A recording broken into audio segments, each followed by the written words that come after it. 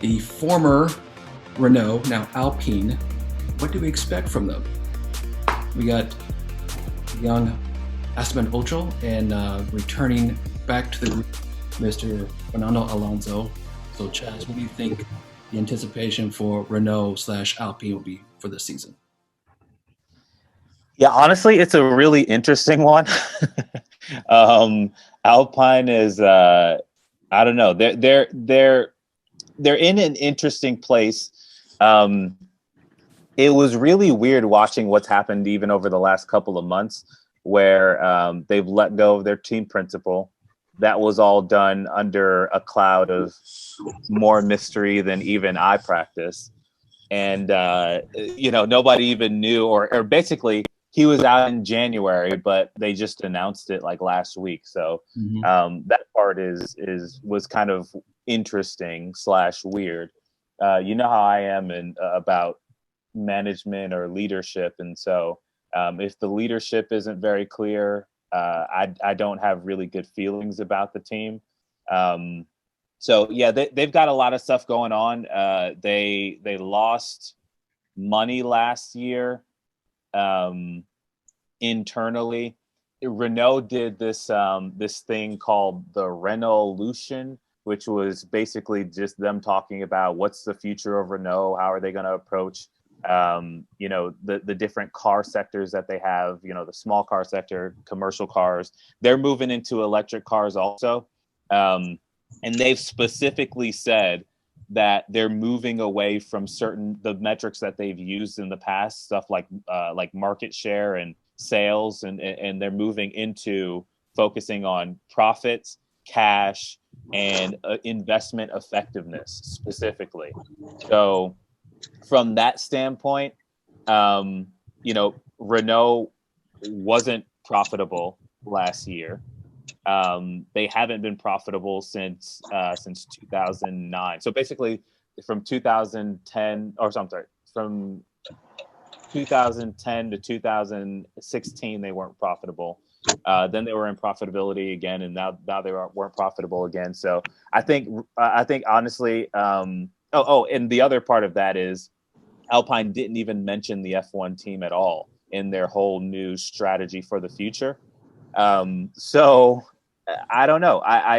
It doesn't feel like they're putting a lot of energy and attention into their F1 team when you combine the fact that they're not even talking about them with the fact that they have new management. The new management was ousted, or the old management was ousted without even an announcement.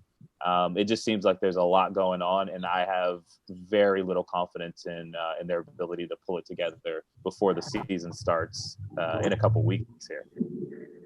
Well, they finished fifth in the last two seasons, fourth before that. You're right.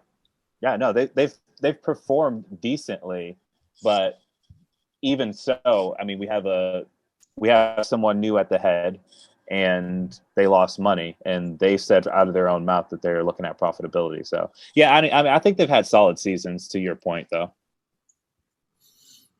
Well, what do you expect them to finish? I mean, we're going to go over the Constructors' Championship next week, but what do you expect them to finish? Like mid-tier or lower mid-tier? Honestly, based on I actually expect them to have a worse season than they had last season. I would expect them to be somewhere. I expect them to struggle a lot, right? I think that their car will still be good. I mean, the changes haven't happened yet. So I expect their car to still be decent, but I think that they'll be probably in the bottom of the mid tier. Mike, what do you think? What do you see at Alpine? All right, I think they're going to take Williams' place in last place. Wow! Whoa! Hot take. Bold statement. It's a team sport, and like you said, their priorities are to make a profit, so they're not going to put a lot of time and energy into something that's costing them money and not making the money. Their car was average at best last year. I mean, yeah, it finished fifth out of 12 teams, 13 teams, 10 teams. Yeah, they're in the mid. They were barely in the middle of the pack. So with the disruption, I don't think there's going to be a cohesion there. You know, what I've found out about F1, especially in racing in general, it's more than just the driver and the car. You can have a great driver and a great car, but if you don't have a good team behind it, that's going to be the factor. And I just think there's a whole lot of disruption. They ditched the colors, which is a big fan thing. I don't know how they're going to, recover the merchandise that they're going to lose, the merchandising, because when you go to France, they're all black and yellow. I mean, that's Renault. It's one of the things that I've talked about in other liveries too, where, these guys are ditching their historic colors. And I just don't think, I think you're right. Their heart's not really into it. And they're going to be dead last. So to be clear, they were behind Mercedes, Red Bull, McLaren, and Ferrari, which there's no chance in hell they'll ever pass. And they were ahead of AlphaTauri, Aston Martin, what is now Aston Martin, Haas, Alfa Romeo, and Williams. So my prediction isn't nearly as bold as Mike's. I don't have the cojones for that, but I think AlphaTauri will definitely surpass them. And I think Aston Martin has a very good chance of passing them this season. Well, I expect to bet on black, and when I say that, I'm going to bet on Haas finishing last. I think it'll be between Haas and Alpine fighting to see who's the worst. Mm-hmm. Well, I actually like that the call. It was a small callback to the red, blue, and white is both French and British colors, which both Renault and Alpine both represent. So it's just like a little red right there. I kind of liked it, but I see your point about the black and gold from Renault. But I'm like Chaz. I don't think they'll finish last, but I think, of course, the bottom of the tier is where I expect Alpine to be. Yeah, I think their livery is it's good looking, but I didn't think about it the way that Mike put it. That black and red is definitely distinctive in the seats with the fans, and even on track, it's very distinctive. That blue and red. I mean, there's who else has that? AlphaTauri has those colors, I think. Obviously, Red Bull has those colors. Well, usually when you go to the French Grand Prix, Williams, you see nothing but yellow Renault shirts and yellow towels, yellow flags, right? Renault flags, right? Like when you go to Italy, it's nothing but Ferrari red. Mm-hmm. Germany, right. It's silver. So I don't know. Maybe it's not as important as I'm making it, but I just think that when you give up the colors of the team, that I don't know. It smells of desperation. Well, they do now share a livery with Williams, so maybe that's a good luck charm. Well, Williams went old school, man. They went back to the old blue and gold. Oh, did they? I don't think I even saw that. The blue. I mean, they have some tiger stripe stuff going on, but they got the old. It looks like the old. It looks like the cars, back with Senna and Ross and those guys. It's the old Rothmans colors. Maybe I'm missing something because the livery that I'm seeing, and I look up their livery and I see like literally all different colors. I'm trying to find the official dark one. blue, light blue tiger stripes on the cowling. Yeah, but it's red. It's red, white, and blue though. I mean, with black. Well, that's what Mike was talking about is Williams. Williams. The Williams car. I'm talking about Williams. Williams went old school. Yeah, Williams looked like a blue zebra. Yeah. Yeah, the Alpine doesn't look anything like the old Renault colors. I mean, it's just, I don't know. I'm kind of I wouldn't say a purist, but I'm a grumpy old man. So any radical change that goes away from a historical norm, it just, they might have their reasons.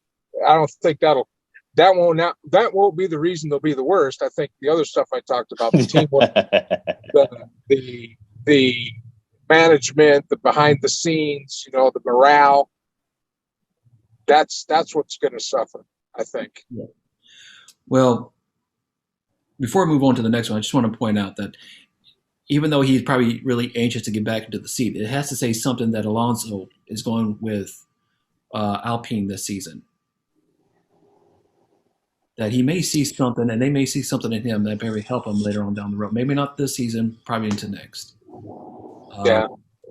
I feel that. I mean, it's hard to say, man. I mean, on one hand, I think Alonso he was definitely, the last time we saw him drive for McLaren, he was definitely frustrated, which was nice to see. I mean, it was nice to see him frustrated because they weren't performing well, which means that he really wants to win.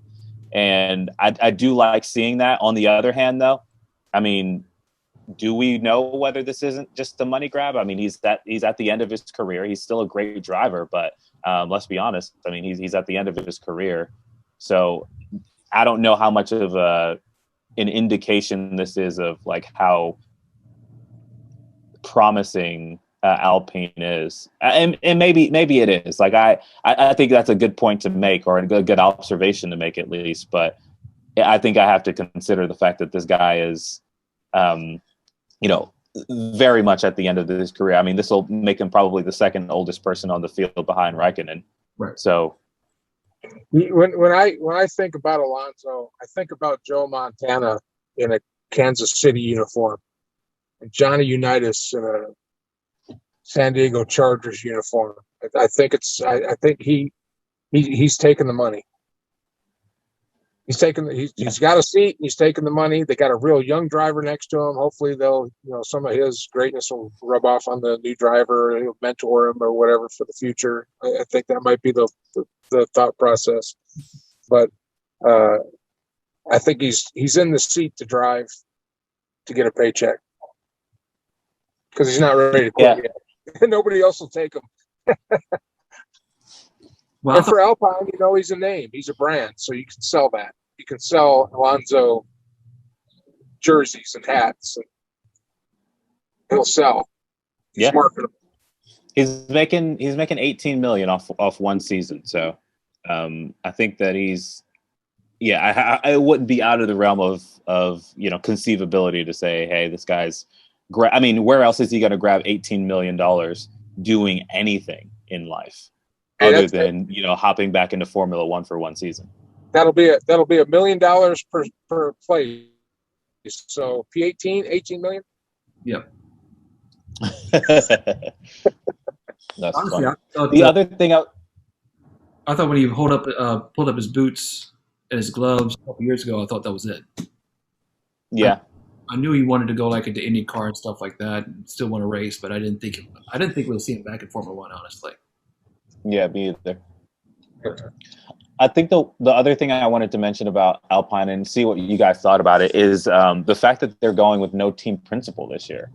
So they're having the leadership duties split up between two guys, and I think it's interesting. I think it definitely, in my non-professional opinion, it definitely looks like indecision when I mean, obviously, like if a team doesn't pick somebody, it means that they're not confident enough in anybody that they have in their stable right now. And that doesn't look great. What do you guys think? It's a mistake. That's right to the point of what I was saying. They're going to be dead last, and there's not going to be stability in their leadership. And I mean, if you want to know how to mess up a bologna sandwich, have 5 people make it. You can always count on you, Mike, for some wise wisdom there. But yeah, I think it's a mistake not going with the team principal. I mean, you got to have secure leadership. You need one person to go to, not 2. Yeah.